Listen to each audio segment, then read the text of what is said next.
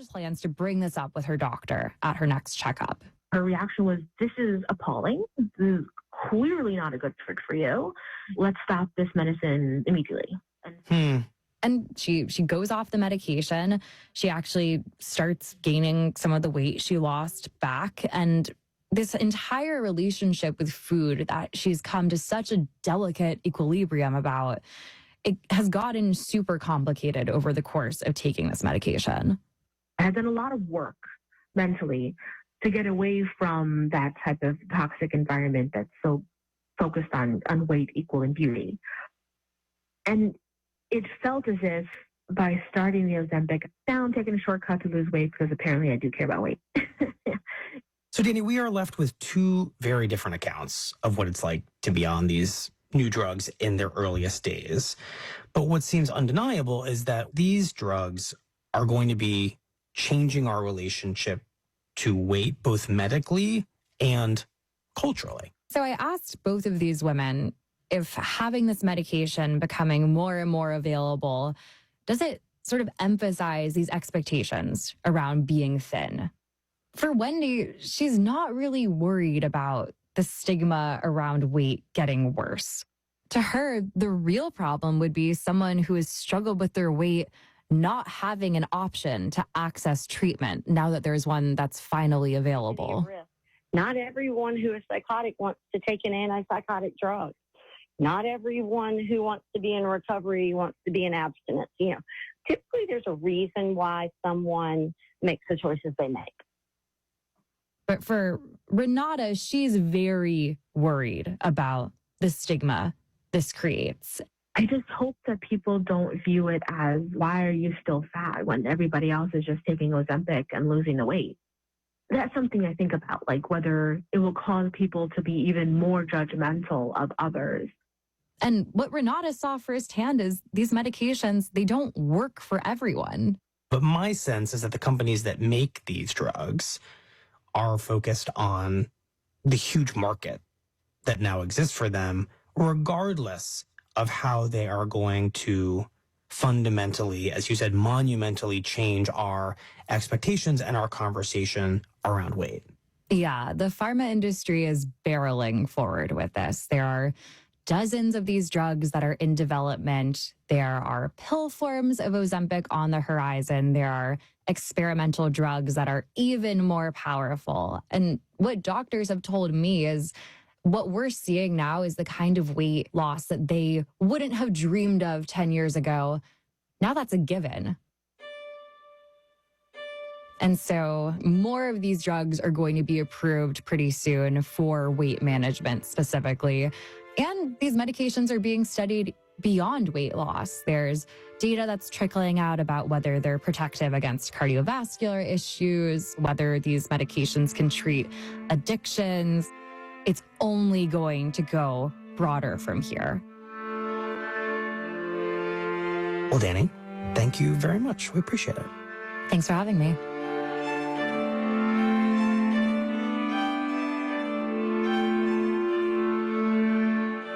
Danny Bloom is a reporter for the science desk at the New York Times. We'll be right back. The Daily is supported by Angie. Angie is dedicated to helping homeowners find skilled pros to get their home projects done well, from everyday repairs to dream remodels. Reviews, pricing, and booking are at Angie.com or on the Angie app. And by the Wall Street Journal. WSJ's Take on the Week podcast breaks down upcoming financial events to help listeners navigate the markets. New episodes available every Sunday. Distribution of The Daily is made possible by American Public Media. The Daily is powered by the journalism of the New York Times and is distributed by APM, American Public Media. You can go deeper into the stories you hear on The Daily at nytimes.com/The Daily. That's it for The Daily. I'm Michael Barbaro. See you tomorrow.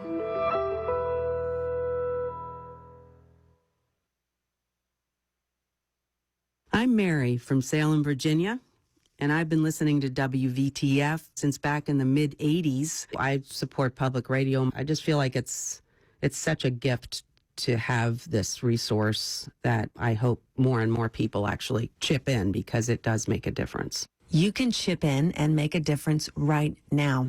Support WVTF Music and Radio IQ with your donation at WVTF.org. Thank you.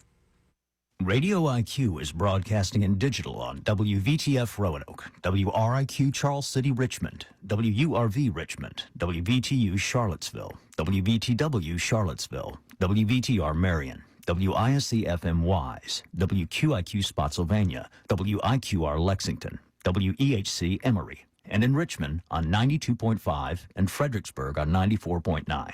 Radio IQ, a service of Virginia Tech. In the 1960s, there were advocates who thought everyone should have access to psychedelic drugs. There were also researchers who thought psychedelics should stay in the lab. There was also the federal government, which made psychedelics illegal, ending that conversation for a half century. But now psychedelics are back, and they're growing in popularity. And the tensions around access, money, and research are back too. It feels, at least at this point, a lot less cutthroat than other sectors of the investment world do. It's difficult to recruit patients and participants into randomized clinical trials when they can just go to their local dispensary and obtain a substance that they think might help them. This isn't a new fad. It's not something that's just emerging. It's a way of life for...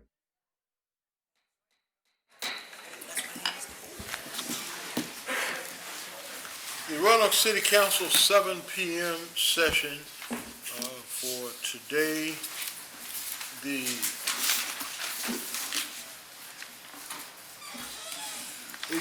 September 18, 2023 is hereby called to order, and I will ask our clerk, Ms. Susie McCoy, to please call the roll.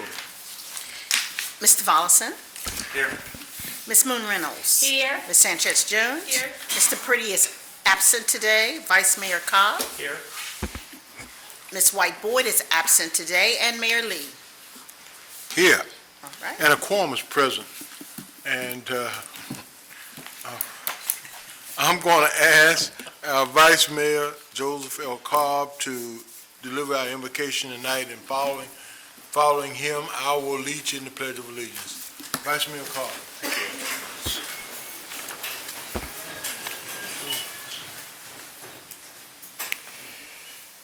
Loving Spirit, just last night, many stood on a basketball court in Perry Park, led by Fed Up, to proactively pray for an end to gun violence in our community, when the silence from a nearly 10-day ceasefire ended tragically with the news of 3 homicides. The weight of these tragedies is heavy on all of us, and the many who are working tirelessly to reduce and end violence in our community and across the nation. Yet within our broken hearts lies an enduring spirit of creativity and light, seeking to bring forth from our collective brokenness something beautiful and loving and hopeful. So tonight, in the midst of our grief, we celebrate our artists, an amazing tribe of unique and unrepeatable souls who manage through their special powers to help us all dwell on the threshold between the temporal and eternal, the tangible and transcendent, making a new way, out of what seems like no way. May our work here tonight honor those who have gone before us and those who are making a new way in our life together. Amen. Amen. Pledge allegiance To the flag of the United States of America and to the republic for which it stands, one nation, under God, indivisible, with liberty and justice for all.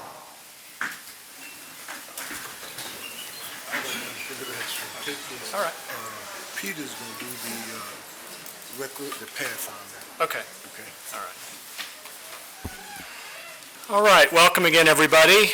We are going to move into our presentations and acknowledgments, and I'm going to ask Councilman Peter Vollison to head down to the podium.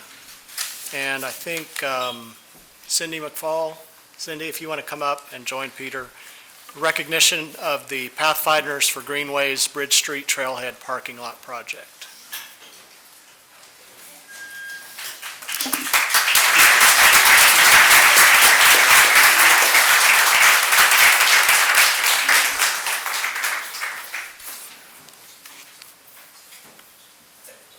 Pathways, yes.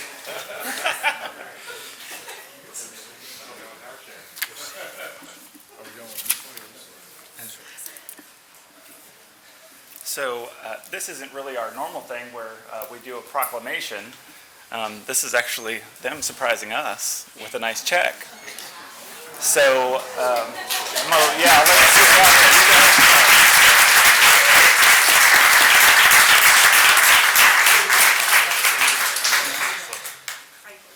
Sure. Would you like to speak about it real quick? Yeah, absolutely. So in 2011, Pathfinders for Greenways and the Roanoke Valley Greenway Commission launched the Bridge the Gap project to support the city of Roanoke completing the Roanoke River Greenway through the city to the city of Salem. It's come in many phases, but on July 28th, we were able to finally cut the ribbon on the final piece of bridging the gap. That was a massive project involving lots of different contributors, lots of different funds. But one of the things that was missing at that time was a new trailhead parking lot. So the Pathfinders for Greenways, the remnants from the Bridge the Gap Fund, contributed $172,000 to that project, which should be is on track to be completed in October. So for the Pathfinders for Greenway and all of our supporters, we are happy to present the city of Roanoke with this check, and we can't wait to see more happen on the Greenways.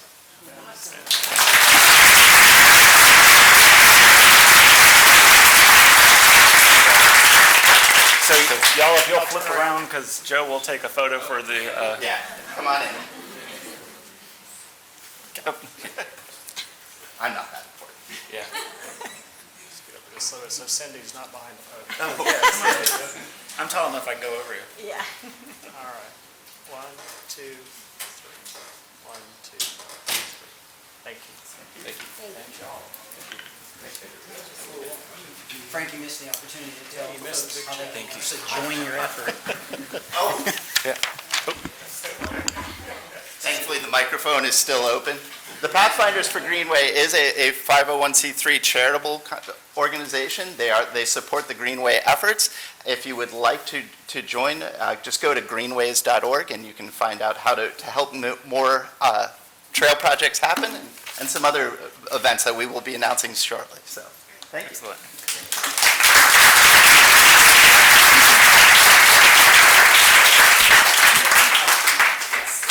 And I'll just say that it's great to have partners like y'all in making sure that we have a wonderful greenway that brings so many folks to the city. And that Bridging the Gap was such an amazing turnout for the event, but also that area, that section of the greenway is one of those areas that you don't really get to see of Roanoke, and it's a really cool part of it. So if you get the chance, go out and enjoy that new section of the greenway. And thank you again for your support and for the parking lot at the trailhead.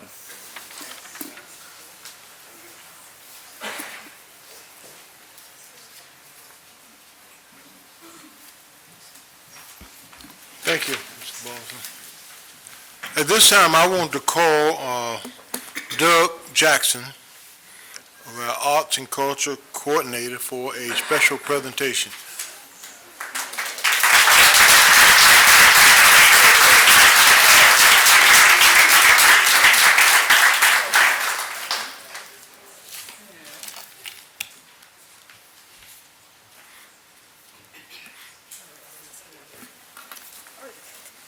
Thank you, Mayor Lee, Vice Mayor Cobb, members of council. Thank you for having us tonight. We're here really to kind of look back and look forward. We're really excited about the Year of the Artist, which we had last year. And I wanted to start by just saying it feels really good. We know how good it feels to work really hard toward a goal and accomplish it. And the only thing I think that feels better than that is to do it when your community is supporting you.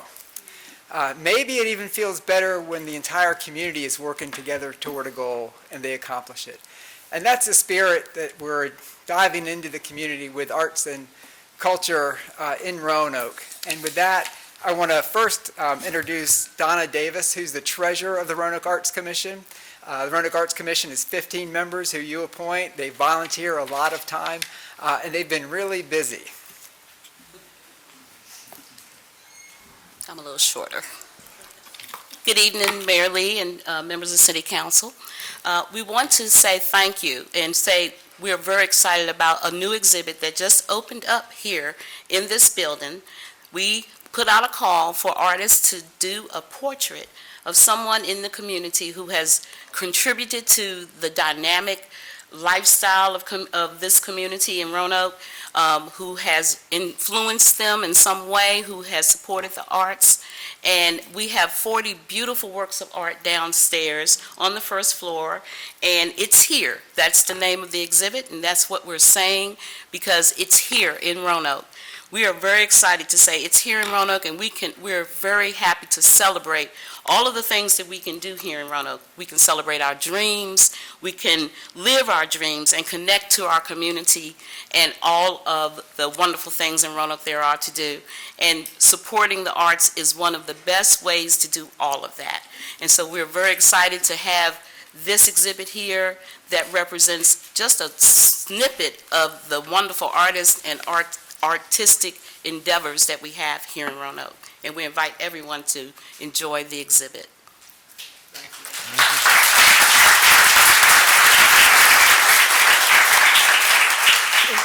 And of course, we took that name from the music video, which I know you've seen. It's here. And it really was with that we celebrate. Now, this is a partnership with Economic Development, the City of Roanoke's Economic Development Department. It's a partnership with the Roanoke Cultural Endowment. We're all rolling up our sleeves to do things together, collaboratively, and we're working toward the same goals. And when I think about the portraits that are downstairs, here are just a few of them. And I'm not going to go into detail on any of them because I'm going to invite the community to come into the municipal building on the first floor and to see all 40 portraits. They tell the story of the artist, but more importantly, as importantly, they tell the story of individuals making a difference right here, right now in the Star City. Now, there are a lot of artists, like 40 artists. Some of them are in the room with us, and I'd like to have any artist to raise their hand or stand up and be acknowledged.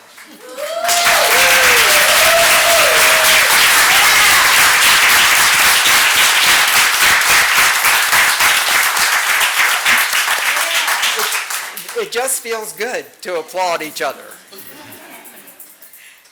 All right, and then there's some really amazing subjects doing important work in the community. And if you're the subject of a piece, I'd like you to raise your hand or stand and be acknowledged.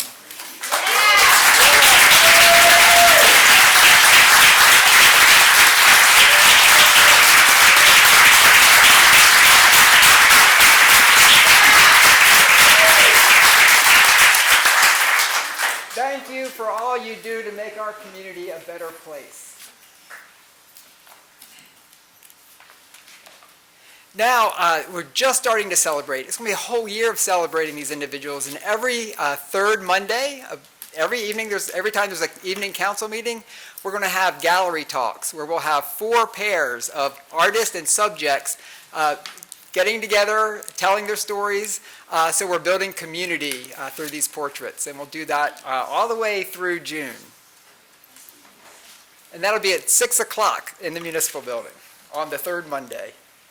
And I have to acknowledge the Roanoke Arts Commission. They might all still be downstairs cleaning up from the reception we just had. But let me see, are there members of the Roanoke Arts Commission? Could you raise your hand and be acknowledged? Could you stand?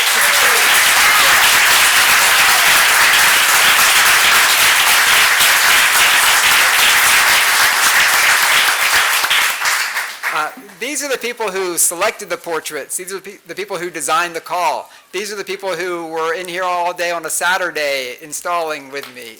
These are the people who might have been writing tags with me last night at midnight. And so with that, this started last year with a self-portrait call. And that self-portrait call started the Year of the Artist. And we have a 40-page document that is available online, and council has a copy of it. But Samantha Meyer, one of our artists in residence, she was our chief communicator and our network builder. She pulled together all of this information of the way that artists were working to improve our community. We know that there are challenges in the community, but we want to address them together with a spirit of creativity. We also want to keep some joy in our lives as well, even as we tackle tough issues. So that's the spirit that we give you this report. It builds on 3 grants that we got from the National Endowment for the Arts. It incorporated 11 artists in residence. We had 34 Art Matters grants where artists came to us and said, the artists and their community members, and they said, I know how we can do something to make the community a better place. And we said, yes, we think you can, let's have at it. And then we gave them the resources to do it. We had 50 self-portraits last year. We painted 4 murals during this period of time. And altogether, that was $310,000 of investment. So we don't bring you a big check today, but we're telling you what we've been doing with $310,000. And part of our ethic is to invest in the community. So when an artist got a grant, very often they didn't even pay themselves, but they hired other artists, or they spent the money in local businesses, and it was important to them. So this $310,000 was invested in our community. Now, we had lots of trainings. We did 51 trainings, and this is really training for artists as community development agents. So how are we tackling our toughest challenges with creativity and innovation? That's what we've been focused on. We had 400 artists who signed up to be part of the network. This picture was from a day-long facilitation training that we did in Mountain View. We funded 100 processes, and we say we funded the process because we were building a learning community. And it's not just the product of art that is important, or the artifact of art, but it's what we're learning and how we're engaging and how we're building relationships that we didn't have before through the arts. 21 of those processes were Black-led. We had 84 primary artists, and like I said, a lot of those artists hired other artists to do work as part of their projects. We had 84 primary artists, 54 of those were women. 4 spoke English as a second language, and then 20 of them were in their 20s. And that we were really happy about as well. We funded in 17 zip codes, so we were really trying to get all through the city. And you can see that there's some pockets of creativity. And we want to say, hey, we know that there's pockets of creativity all over Roanoke. So the question is, how do we use the arts to activate the creativity and activate the neighborhoods? We're just getting started that way. We did 40 public performances and exhibitions, and they had more than 70 outreach engagements as part of this. Part of this philosophy of this is to lessen the distance between government and people. So artists are neighbors. They're partnering with the city. They're getting in, rolling their sleeves up. And our government is us, and that's what we're trying to model. Now, we had, I mentioned we had 34 Art Matters grants. These were to advance justice, wellness, and inclusion in the community. The artists did a fantastic job. They really rose to the occasion. And I want to acknowledge that it is taking a risk to do a public project, to put yourself out there to say, I can make the community a better place because people are watching you. And these artists really did it, and we learned from each other, and we all grew by doing it. And so I'd like anyone who received an Art Matters grant last year to please kind of wave, stand up, raise your hand.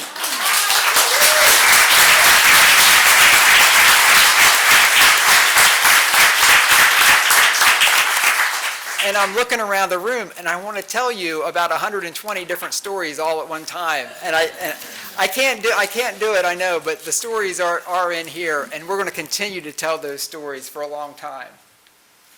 Now, the Art Matters grants, the artists told us what their project was, and then we funded the project. We also hired 11 artists in residence, where we said, hey, you don't have to have a project, but we want you at the table. We want you to think with us, explore with us. Maybe we can think in a different way, or even position a challenge in a different way. So we hired 11 artists in residence, and we had 3 more coaches who coached the artists through this. Now, this was a learning curve for all of us because everybody speaks different languages. And that's part, having people around the table, having community members around the table can help us change the language we use. If it's talking about a stormwater issue or a transportation issue or you name it, neighborhood revitalization. So I would really like to thank the artists in residence, and I'd like them to stand or wave and be acknowledged for the work you did.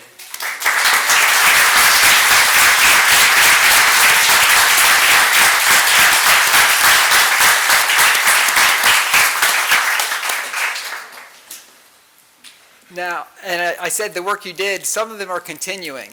This year we said let's grow the program, let's hire some more emerging artists in residence to work alongside experienced artists in residence.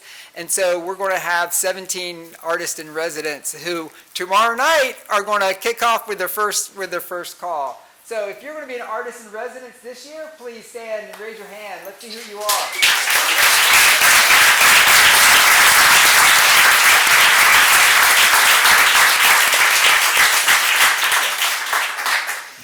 But I got to tell you what they're doing this year. And we are building toward the spring where we have a project that's going to be called Arts Connect Neighbors.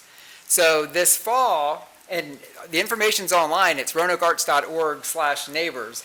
But this fall, we're already starting. There's a call out. We're going to pay 50 artists and arts organizations to develop engagements that a community, a neighborhood, a group of neighbors might want to have happen in their neighborhood. It could be anything from a quartet playing at a block party, or say you're a comedian and you can do a class on improvisation where people learn how to be present together and in the moment. It could be a jewelry maker. I talked to a jewelry maker the other day. I said, oh yeah, you could come bring the supplies. Neighbors could make a piece of jewelry to give to another neighbor. It's wide open. So we're going to pay artists $500 each to develop these ideas. Then we're going to put them all in a catalog. And that catalog is going to be filled with items that a neighborhood, either an organized neighborhood or a group of neighbors could look through and circle it and say, well, we want to do that, and we want to do that, and we want to do that. And we have money to pay them, the artists and arts organizations, to go do that in the neighborhood. And this is all a way to engage, energize neighborhoods, and to get started going again with neighborhood planning. Because the next thing is, once you have that little win, oh, well, what do we do next? What do we want to see in our neighborhood next? So we're really excited about this. We're collecting proposals until the end of September from artists and arts organizations, and we're happy to answer questions if people reach out to me about that. And then just to close up, we've got 3 things that are happening that I want to have on everybody's radar. We've got a Writer by Bus who was funded this year, and we're going to celebrate the Writer by Bus, plus a piece of art from the Year of the Artist that is going to be, well, it's actually already on buses. You might see one of our artists passing by you on the street or on a bus that you get on. But Wednesday, September 27th at 10:30 in the morning, we're going to have a celebration there at 3rd Street Station. October 21st, another project we had funded through the Year of the Artist is to develop our first Youth Poet Laureate for the city of Roanoke. Wow. Yeah.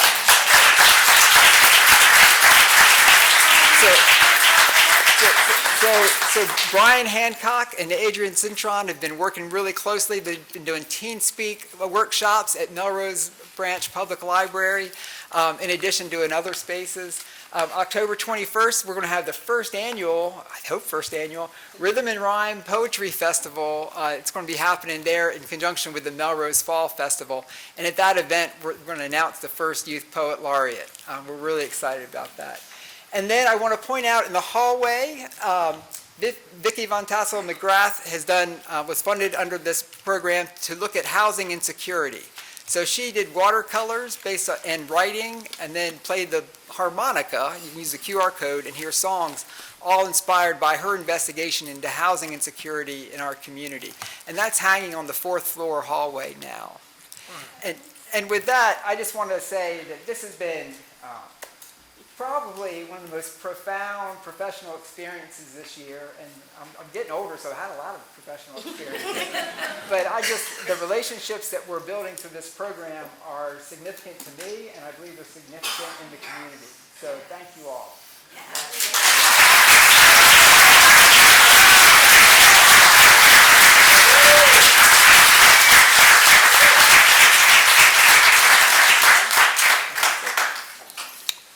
Any council have any comments? Vice Mayor? Is that all? You all are amazing. Thank you. Yes, you're a busy man. Yeah, should I remind folks that Doug works for us part-time? And the commission is volunteers. Yeah, we're gonna do it. I'm gonna do it. Yeah, I know. Okay, gotcha. Gotcha.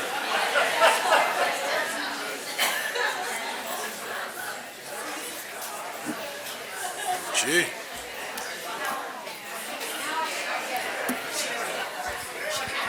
Oh, you didn't get one?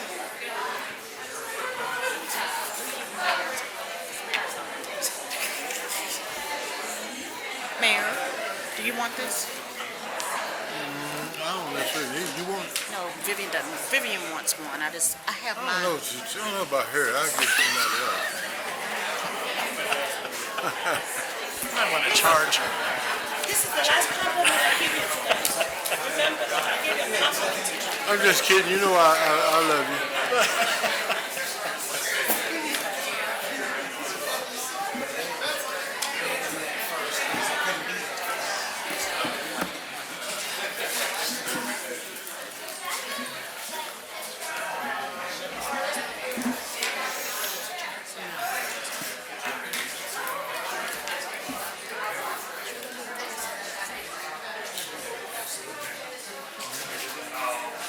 Yeah, you want to do it now? I'm going to do it. All right, let's do it. Let's do it. As soon as they get out,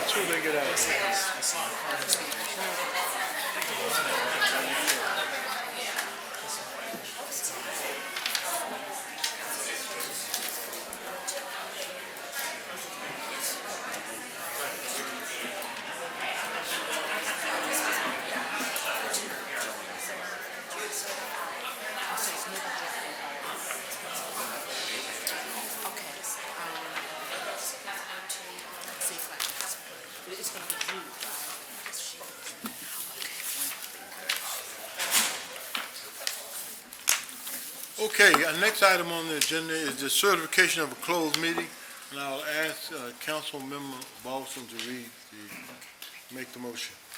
I move with respect to any closed meeting just concluded, in which case we approved 2 meetings, but we only had one of those closed meetings. The one with Personnel Committee was not had.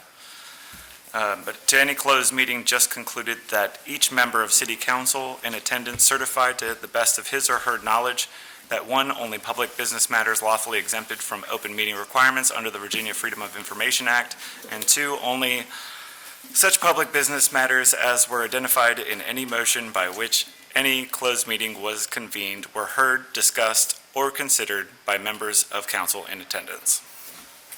Is there a second? Second. Madam Clerk, please call the roll. Mr. Vollison? Aye. Ms. Moon Reynolds? Aye. Ms. Sanchez Jones? Vice Mayor Cobb? Aye. Mayor Lee? Aye. Thank you. All right, our next item on the agenda is public hearings. Item 15.1 is a request of Goodwill Industries of the Valley Incorporated to repeal, one is to repeal all conditions proffered as part of a previous rezoning on property located at 2502 Melrose Avenue, Northwest, enacted through ordinance number 35433-070201, and to rezone property from IPUD Industrial Plan Unit Development District with conditions to Mixed-Use Plan Unit Development District, subject to the development plan Gil Inzamer is the intro design spokesperson for this group. And so there's an ordinance. Move the ordinance. Second. Madam Clerk, read the title paragraph.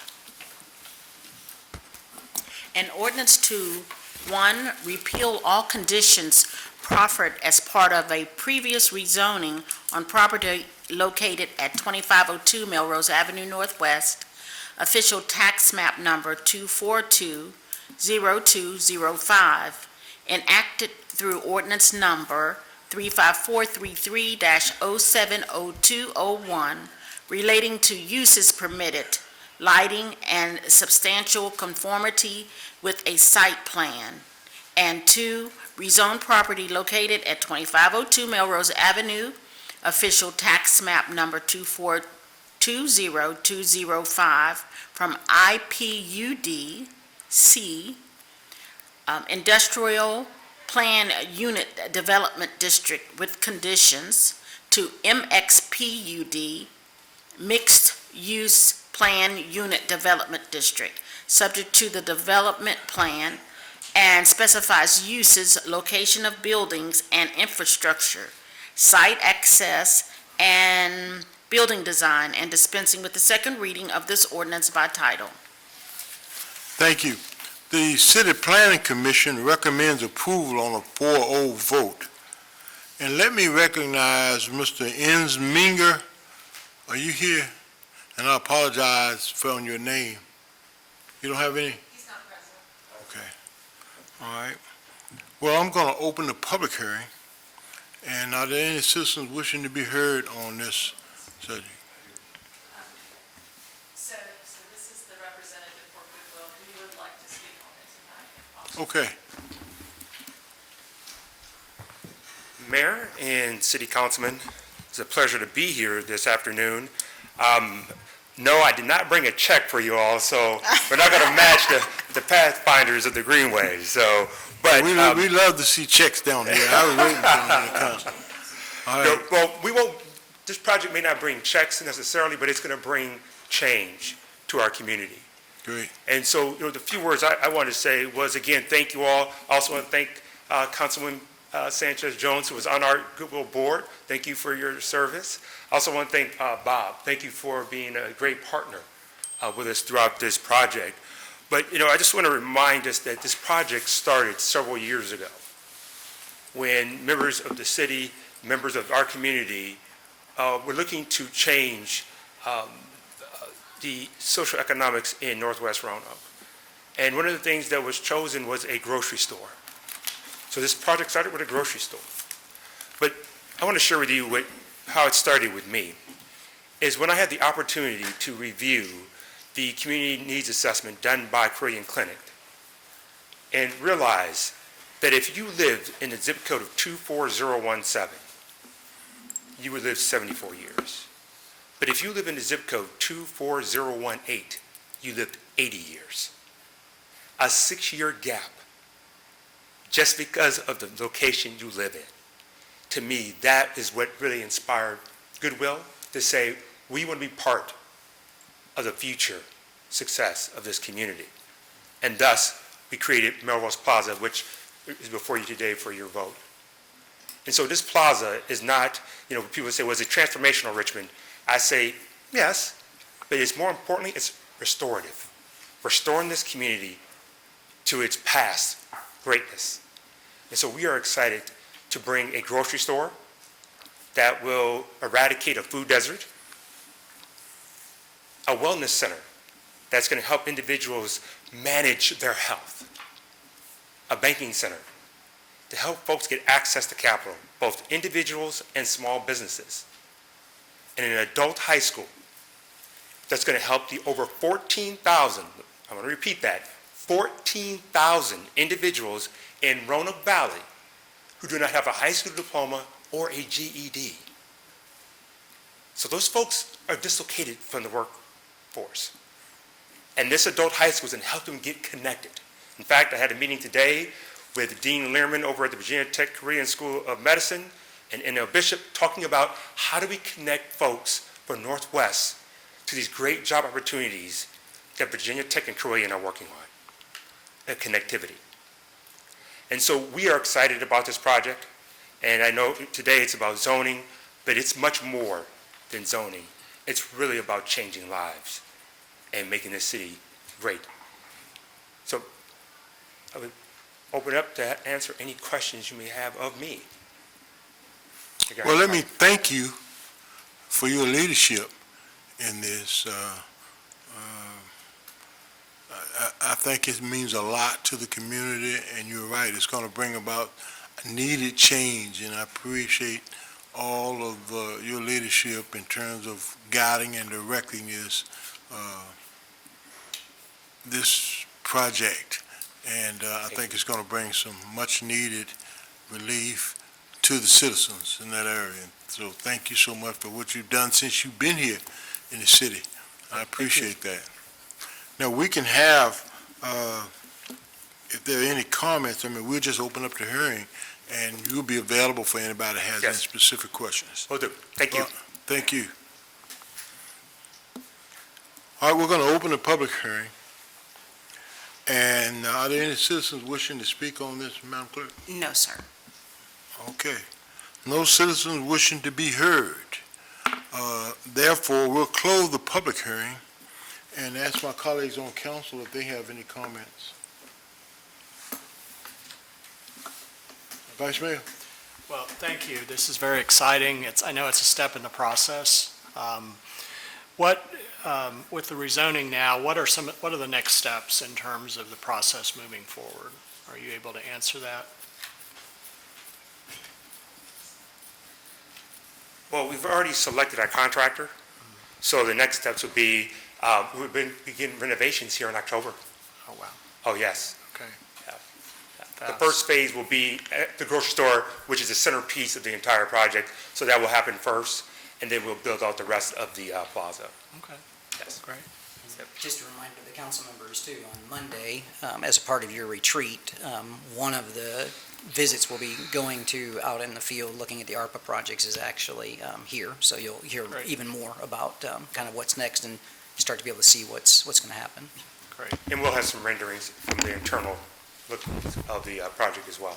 Okay. And I just wanted to share, you alluded to this, Richmond, earlier, but the citizens who kind of did some work in advance of all of this, and I wanted to just highlight a few of them, and I realize this may not be all inclusive, but it's as many as I was aware of. Dr. Liz Ackley, Maureen McNamara Best, Ned Savage, Sam Hedges, Tim Saribi, Amazetta Anderson, Latanya Bolden, Rayshawn Cobbs, Nicole Jones, Tamika Hubbard, Marion Ware, Cheryl Mosley, and John Lewis. So a shout out to them and to you all for helping carry forward the vision. Thank you. I did just have a comment. I understand your administrative offices will be relocating. When will you all be making that move and where will you be going? Well, we were in the process now, but it depends on this vote. Right. However, Yeah. we're going to relocate by the end of this month. We're going to move to 301 North First Street.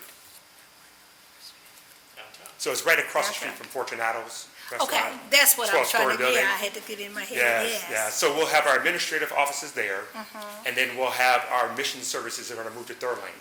So we'll be co-housed with the workforce board. But that won't happen until December.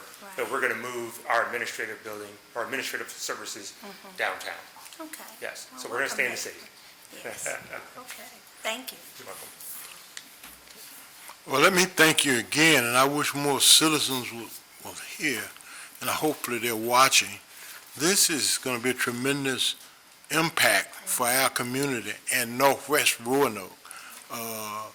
You know, as I said on the day we had the press conference down there, you know, we get a lot of statements that, well, what are we doing in Northwest? And Northwest is not this. And this council is committed to doing some things. And again, as I said, thank you for your leadership stepping up and doing this, and we look forward to continuing to work with you and your staff and there, and so it's very important to us. But this is a big thing. Northwest Roanoke, please hear this. Please be aware of this. And, you know, food deserts and all the programs that are going to be there. So we hopefully will get it done. Is it a completion time or date on this? Our goal is to have it done by Q4 2024. 2024? Yes. Okay. So within about a year and about a month. Okay. And just to clarify too, it is a $30 million project, so that's $30 million of investment being, you know, injected into that community. And obviously the council and the city's invested $10 million, but there's another $20 million that's coming from a combination of goodwill and a lot of corporate partners who have for years have said, you know, we want to invest in Northwest. And so now we've provided an opportunity for those folks to now invest their dollars into our community. Can you say that again? How much money is going to be invested in this? $30 million. All right. That's, okay. That's the number Councilwoman Sanchez-Jones knows that I'm held accountable to. So let's hope it doesn't go any higher than that at this point. All right. Roanoke, hear that. Hear that. $30 million. Now the mayor got you. That's right. Thank you, sir. All right. Any other comments by council? All right, we have closed the public hearing, and so, Madam Clerk, we're ready to call the roll. Yes, sir. Mr. Volleson? Aye. Ms. Moon Reynolds? Aye. Ms. Sanchez-Jones? Vice Mayor Cobb? Mayor Lee? Aye, and the ordinance passes. Thank you. Yeah.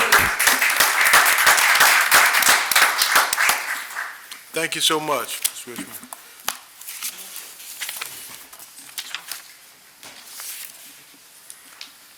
We're now down to, let's see, 31. Madam Clerk, are we down to hearing the citizens? No, we have one more issue, number 2. Okay. Item number 2 is request of Carilion Medical Center to repeal an existing sign overlay at 127 McClanahan Street Southwest, 2001 Crystal Springs Southwest, Old Jefferson Street Southwest, 2017 Jefferson Street Southwest, 2013 Jefferson Street Southwest, 1860 Jefferson Street Southwest, 1634 Hamilton Terrace Southeast, 3 parcels identified as Old Hamilton Terrace Southeast, 1815 Bellevue Avenue Southeast, 1906 Bellevue Avenue Southeast, and a portion of 1630 Bellevue Avenue Southeast, respectively, and, to establish a new sign overlay at 127 McClanahan Street Southwest, 2001 Crystal Springs Avenue Southwest, Old Jefferson Street Southwest, 2017 Jefferson Street Southwest, 2013 Jefferson Street Southwest, 1860 Jefferson Street Southwest, 1634 Hamilton Terrace Southeast, 3 parcels identified as Old Hamilton Terrace Southeast, 1815 Bellevue Avenue Southeast, and 1906 Bellevue Avenue Southeast. Respectfully, Chris Burns, Blazer and Associates Incorporated is the spokesperson. All right, there's an ordinance. Second. Madam Clerk, will you have to read everything that I just went through? And we actually want to make certain there are southeasts and southwest in here, and we want to make certain that those are accurate before. So I don't know who has the actual legal, if anyone has the legal description, because I know it changes somewhere right in that area, and so we just want to make certain that. Because the report states southeast. We are in question about 1860 Jefferson Street. Is that southwest? Yeah, that's definitely southwest. So the report is from It's southeast? 1860 Jefferson Street Southeast? That's what I'm checking. making Okay, because sure. that's what the report says is southeast. Okay. Yeah, the planning commission report says southeast. Yeah, and I think on the caption, it actually has that as southwest, so we want to make sure we get that, Yeah. that correct. But I was looking at it from the report itself. Okay, well then I believe the measure is ready to read now. Pardon me? I'm ready to read the measure now. Okay, thank you. All right, And- read the title paragraph. Yes. An ordinance to, one, repeal an existing sign overlay established by ordinance number 37814-061807, adopted June 18th, 2007, and two, to establish a new sign overlay at 127 McClanahan Street Southwest, 2001 Crystal Avenue Southwest, 0 Jefferson Street Southwest, 2017 Jefferson Street Southwest, 2013 Jefferson Street Southwest, 1860 Jefferson Street Southeast, 1634 Hamilton Terrace Southeast, 3 lots with an address of 0 Hamilton Terrace Southeast, 1815 Bellevue Avenue Southeast, and 1906 Bellevue Avenue Southeast, bearing official tax map numbers 1040902, 1040905, 1041002, 1041003, 1041004, 4040507, 404-822, 404-0823, 404-0824, 404-0825, 406-0201, and 406-0301 respectively, and dispensing with the second reading of this ordinance by title. All right. Is Mr. Burns here?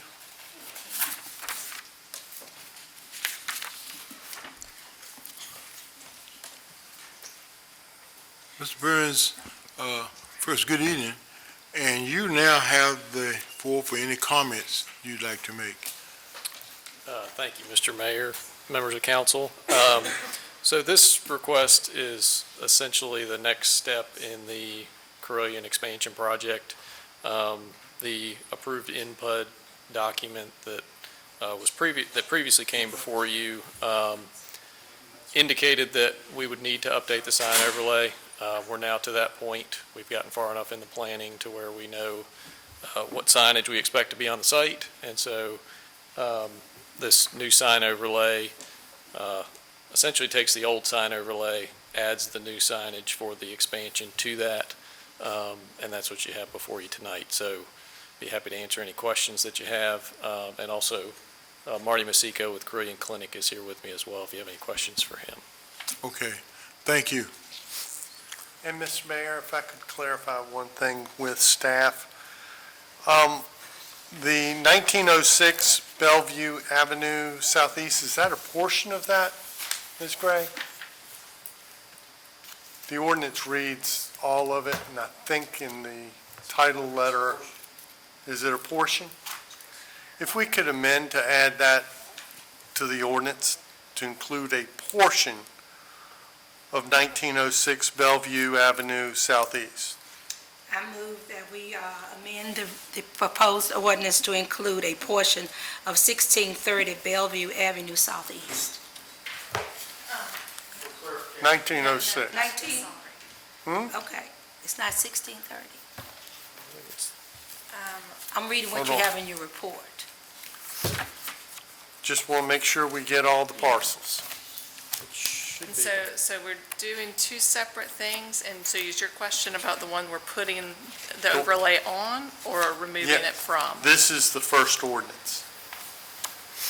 Just want to make sure we get all the parcels. And so the one that, so there are 13 that we're removing them from, and the one that is a partial one is the 405-0102 tax parcel. True, but what's its address? I'll find that for you. That is 1630 Bellevue Avenue Correct. South. Correct, and that's what we're looking to It's just add. a portion, yeah, it's just to remove it from But that. that's not in the ordinance, and the motion is to add Place that it into the ordinance. into the ordinance. It was After the version of 1906 Bellevue Avenue Southeast and a portion of 1930 Bellevue Avenue Southeast. Or 1630, I'm sorry, you're right. All right, are we clear on that? So that, we're repealing it from that, correct? No, we're amending this to add that language, if that parcel, because that's what's in the report. Here you have your report. I've underlined it right here. Sure, we're removing it from that parcel. Right. So that's not included in the headline of the ordinance. Okay. So by doing that, making this amendment, we have the two match up. But we're not putting it on in the new. No, this is within the title, and then we can, with that amendment, we can clarify. Oh, that was that To was the one was establish? to establish, and it's not to be established there. It's not to be established? Okay, so we do not need to amend? No. Okay. Okay, so. Thank you. So it was just only listed in the report and not in the measure? It is Correct. listed in the measure, but it's listed as a repeal and further described below. Below, in the second, in the large whereas, Yes. where we have,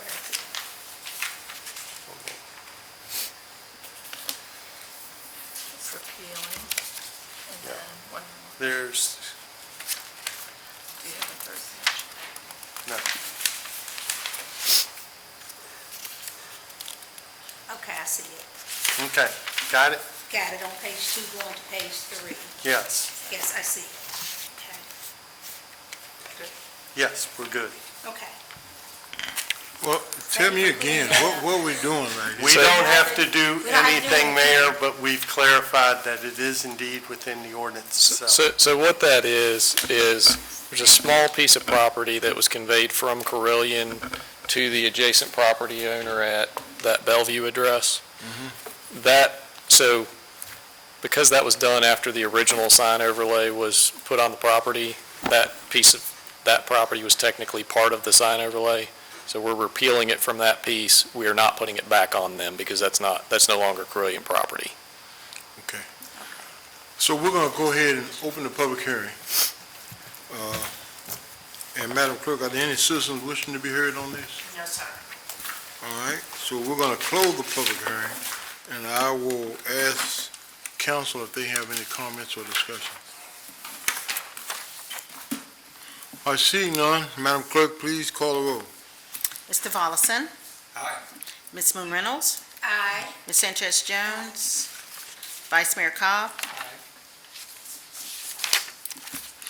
And Mayor Lee? Aye, Okay. and the ordinance passes.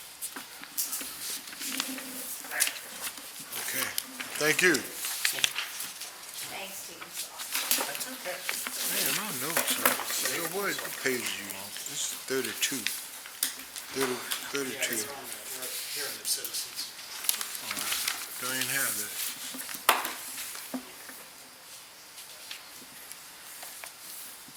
Okay. We're now down to hearing of citizens upon public matters, and city council sets this time aside as a priority for citizens to be heard. If deemed appropriate, matters will be referred to the city manager for response, recommendation, or report to the council. Madam Clerk, do we have any citizens that signed up to speak? Yes, one, and that is Joanne Hayden. Thank you.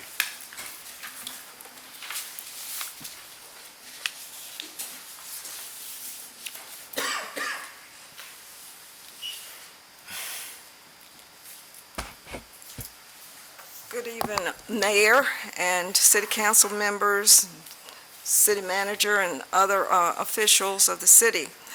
I am Joanne Hayden, and I am a member of the Friends for Evans Springs. I want to speak to you this evening, and I'm really very excited that there are not many people here. Then we get to leave early. So we've been here sometimes. I know you all usually get here and stay for hours at a time. But tonight I'm going to just read this information to you. The Evans Springs area is a natural historic treasure for the city of Roanoke, Virginia. Evans Springs, as many citizens already know, is the largest remaining tract of undeveloped land in Roanoke City and currently provides critical ecosystem services that protect local public health from extreme urban heat and homes and property against flooding. The city of Roanoke has plans to develop this beautiful historic land. On page 3 of the Evans Spring Area Plan adopted by the Roanoke City Council on April 15, 2013, the word history is printed at the top of the page.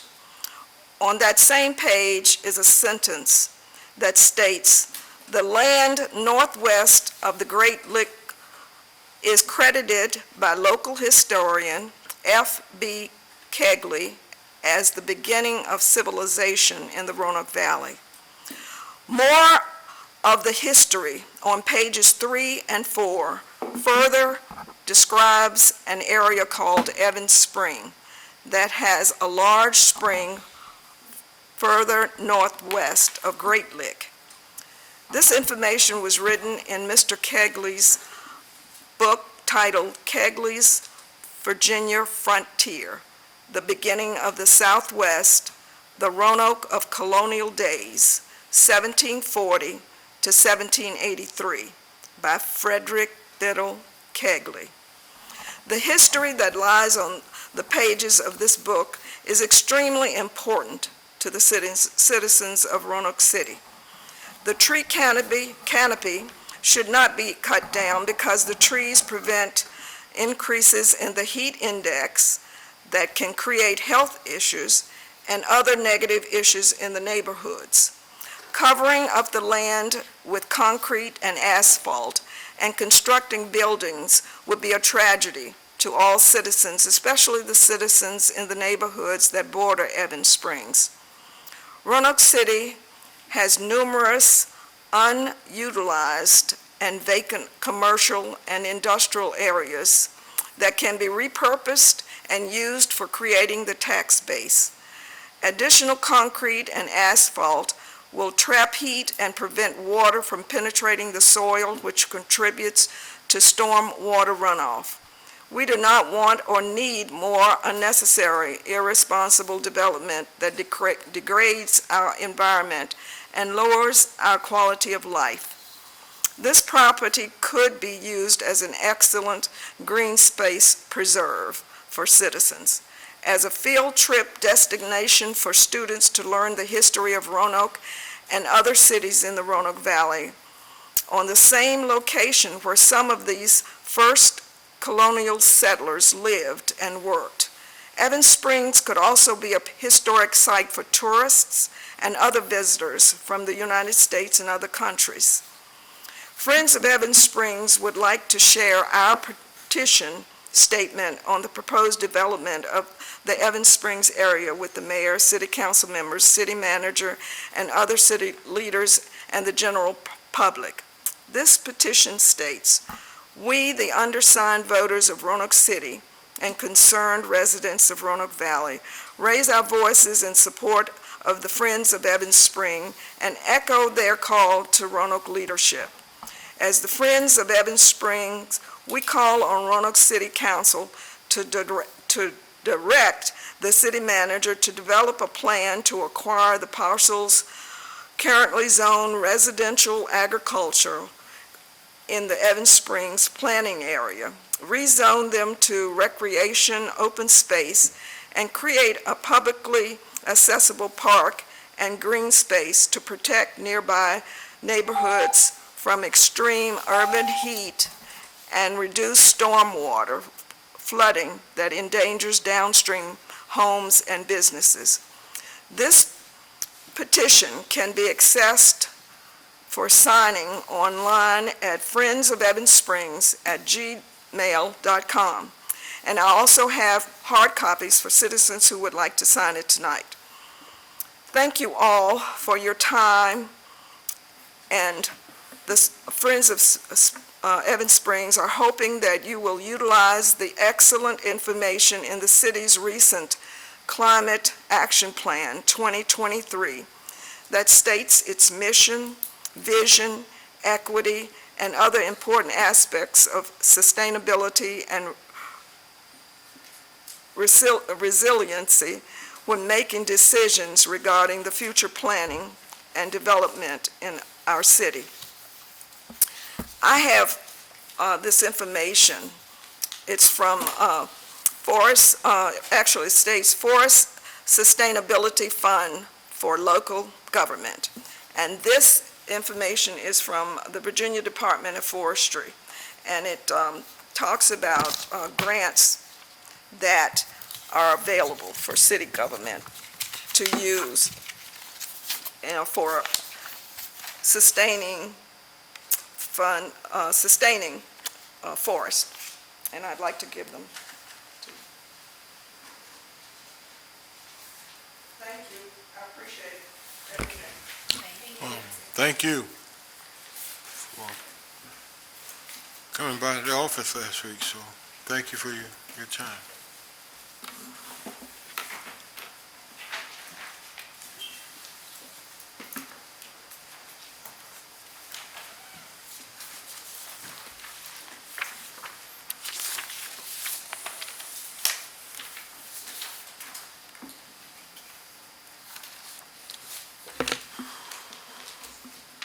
All right, thank you. We're going to pass the information along to our city manager, who will get back to us with a response. And with the response at this point, we're still doing the work as we talked last week about Evans Springs and what we're doing and the consultants. All right, there'll be no further business to come before the council. The council meeting will stand in recess to reconvene on Monday, September the 25th at 8 a.m.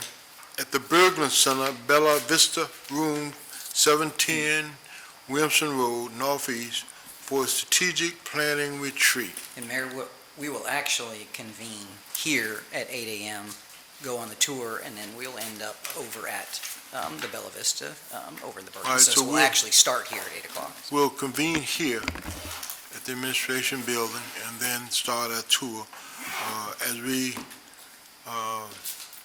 plan for our strategic planning retreat next Monday at the Berglund Center, Bella Vista Room, 710 Williamson Road. And that is open to, is that open to the public? Correct, it is, yes. The entire, here, the tour, Okay. everything is, yes. All right. No further business. Council will be in recess.